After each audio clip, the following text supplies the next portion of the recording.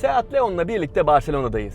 Leon makyajlandı ve önümüzdeki yılın ilk çeyreğinden itibaren ülkemizde satılmaya başlanacak. Ben şu anda onun aylar öncesinde burada yapılan basın lansmanı kapsamında bu aracı inceleyip yeniliklerini sizlerle paylaşacağım. Eğer hazırsanız gelin makyajlı Leon'u hep beraber incelemeye başlayalım.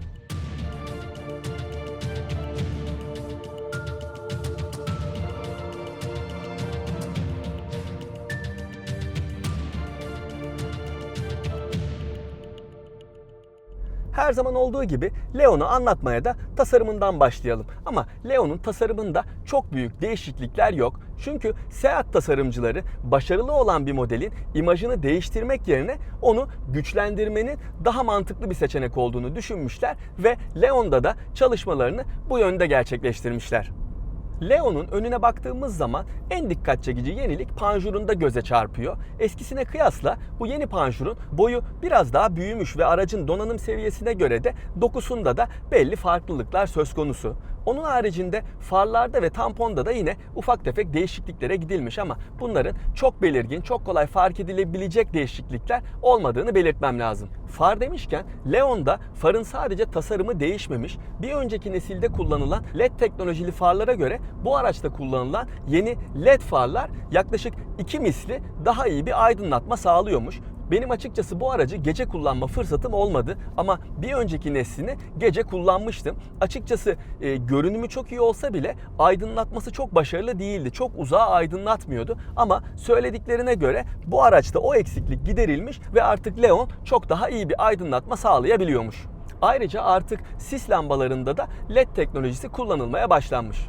Leon'un profilinde herhangi bir değişiklik yok. Arkasına bakacak olursak orada da yine tamponda ufak tefek oynamalar ve stop lambasının da iç tasarımında ufak tefek değişiklikler yapılmış. Aydınlatma grubu ile ilgili söyleyebileceğim yenilik ise hem ön farlarda hem de stoplarda sinyal verdiğiniz zaman gündüz lambaları kapanıyor ve sinyaller onun üstünde yanmaya başlıyor.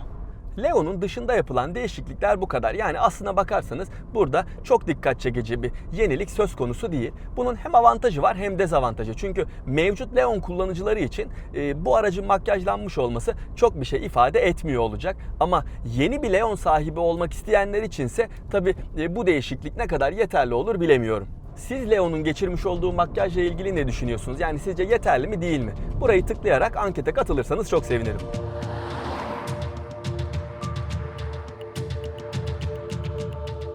Gelelim Leon'un iç mekanında yapılan değişikliklere. Benim fikrimi soruyorsanız bence içeride yapılmış olan yenilikler dışındakilerden daha fazla. Öncelikle orta konsola baktığınız zaman burada daha büyük bir tane dokunmatik multimedya ekranı görüyorsunuz. Eskiden 5 inçlik bir ekran kullanılırken ki o hala başlangıç seviyesinde kullanılıyor. Daha üst donanım seviyeleri olan FR'da ve Excellence'da artık bu görmüş olduğunuz 8 inçlik multimedya ekranı geliyor.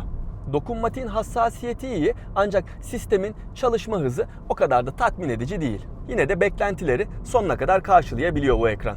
İç mekanda dikkat çeken bir diğer yenilik ise vitesin hemen sol ön çaprazında yer alan motor çalıştırma düğmesi.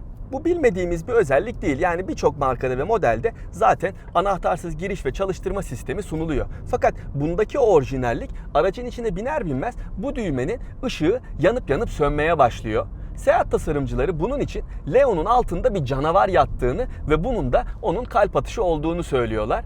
Bu gayet sempatik bir yaklaşım. Benim de hoşuma gitti ama kullanmış olduğunuz versiyon standart bir Leon'sa bunun ne kadar doğru olduğunu bilemem. Fakat eğer bir Cupra kullanıyorsanız gerçekten altında bir canavar yattığını ve onun da o güçlü kalbinin atışı olduğuna ben de inanabilirim.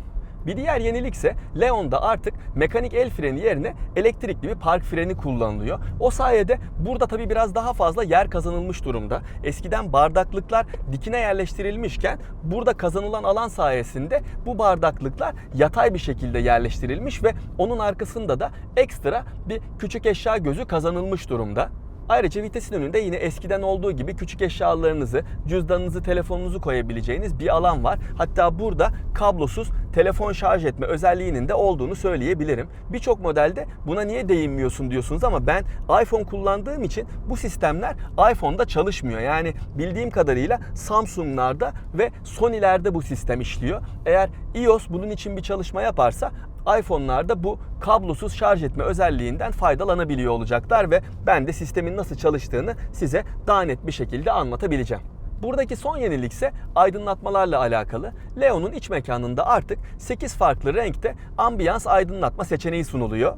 Bu sayede Leon'un iç mekanı biraz daha elit hale bürünmüş vaziyette. Kendi zevkinize göre istediğiniz rengi seçip Leon'unuzda kullanabiliyorsunuz. Şu an için Leon'un göstergelerinde bir değişiklik yok. Yanılmıyorsam daha önce testini yaptığım FR'da burada renksiz bir yol bilgisayarı ekranı vardı. Fakat şu an test etmiş olduğum araçta renkli bir yol bilgisayarı ekranını görüyorum. Ama asıl yenilik 2017'nin sonunda Leon'da Volkswagen grubunun diğer birçok modelinde kullanmış olduğu hayalet gösterge diye adlandırılan tamamen dijital gösterge tablosu kullanılmaya başlayacak. Bunun da özellikle genç kullanıcıların bayağı hoşuna gideceğini düşünüyorum. Aracın boyutları değişmediği için arka koltuklarındaki yaşam alanında veya bagajında da herhangi bir değişiklik yok. Ama eğer bunları da merak ediyorsanız daha önce yapmış olduğum Seat Leon FR testini ekranın sağ üst köşesindeki linke tıklayarak izleyebilirsiniz.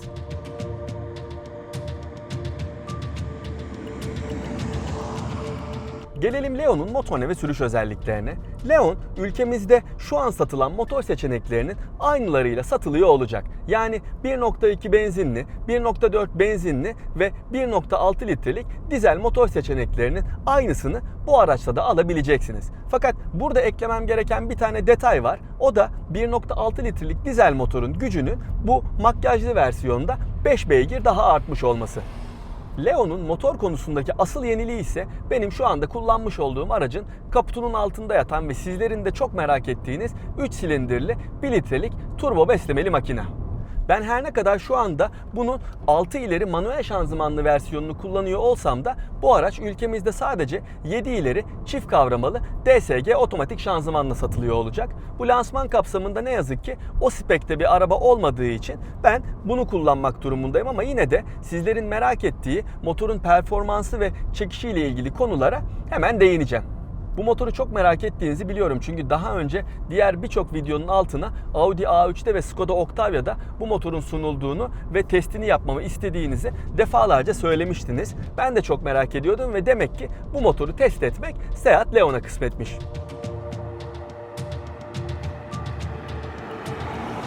Bu 1 litrelik Eco TSI motorla ilgili kendi tecrübelerime gelmeden sizlerin çok merak ettiği konuya değinmek istiyorum. Bu motor yeteri kadar performans sunabiliyor mu? Bu aracın kasasını taşıyabiliyor mu? Cevabım kesinlikle performansının çok iyi olduğu ve bu kasayı da çok rahat bir şekilde taşıyabiliyor olduğu yönünde.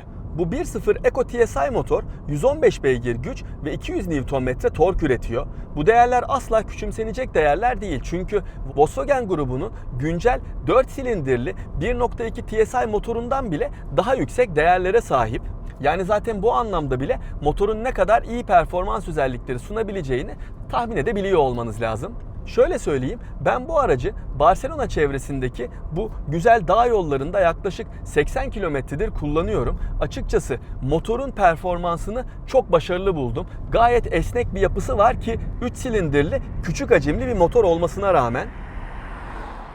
Şu anda bu virajlı dağ yollarında hafif iniş çıkışlar yaşıyorum ve açıkçası üst viteslerde olmama rağmen gayet iyi bir çekiş sağlıyor. Yani eğer düşük hızda bir rampaya gelmediyseniz olduğunuz viteste devam edebiliyorsunuz. Ama biraz yavaşladıysanız tabii bir alt vitesi seçmeniz gerekiyor ki zaten bizlerin ülkemizde kullanacağı araçlarda DSG şanzıman olacağı için zaten seçimleri onlar yapıyor olacak. Ama ben yine de bunu belirtmiş olayım.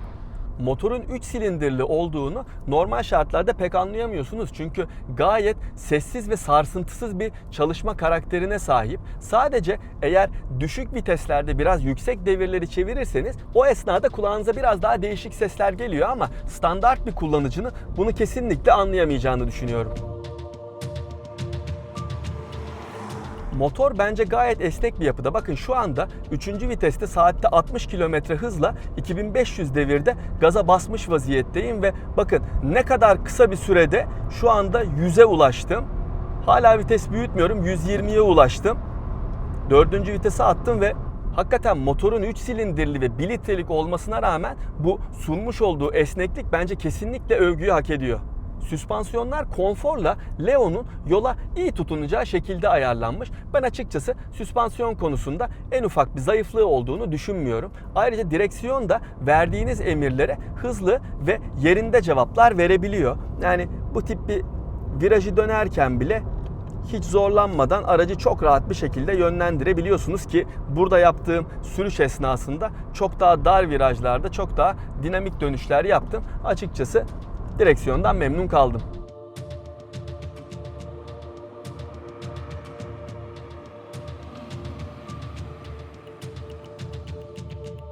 Yalıtım konusunda da Leon, kompakt hatchback sınıfındaki rakipleriyle benzer değerler sunuyor. Açıkçası yol ve rüzgar sesi kabinde pek fazla duyulmuyor. Yani bir rahatsızlık vermediğini söyleyebilirim.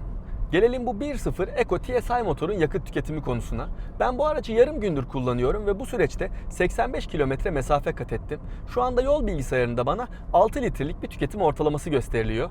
Bu rakam genel olarak açık trafikte yakalanmış olsa da demin de söylediğim gibi dağ iniş çıkışlarının ve performanslı sürüşlerin olduğu esnalarda dikkate alınırsa bence hiç fena sayılmayacak bir değer. Veda etmeden önce sizlere son olarak da Leon'un fiyatından bahsetmek istiyorum ama ne yazık ki aracın ülkemizde satılmasına daha aylar olduğu için fiyatları netleşmemiş vaziyette ki kurların bu kadar dalgalı olduğu ve vergi sistemindeki güncellemeler neticesinde bir şey söylemek doğru değil ama Seat yetkililerinden aldığım bilgiler neticesinde makyajlı versiyonun şu an ülkemizde satılan versiyonlarda yaklaşık %3, %4 oranında daha pahalı olması öngörülüyor. Eğer Leon'un güncel fiyatlarının ne olduğunu merak ediyorsanız her zaman olduğu gibi videonun açıklamalar bölümündeki linke tıklayarak o fiyatlara ulaşabilirsiniz. Benim makyajlı Seat Leon'la ilgili Barcelona'dan sizlere aktaracaklarım bu kadar. Umarım bu videoyu beğenmişsinizdir ve aklınızda herhangi bir soru işareti kalmamıştır. Ama yine de eğer sormak istediğiniz, merak ettiğiniz başka konular varsa lütfen çekinmeyin. Videonun altına yorum olarak bırakın. Her zaman olduğu gibi elimden geldiğince sorularınıza cevap vermeye çalışacağım. Benim için artık bu virajlı dağ yollarında Leon'un biraz daha keyfini çıkarma zamanı. Görüşmek üzere.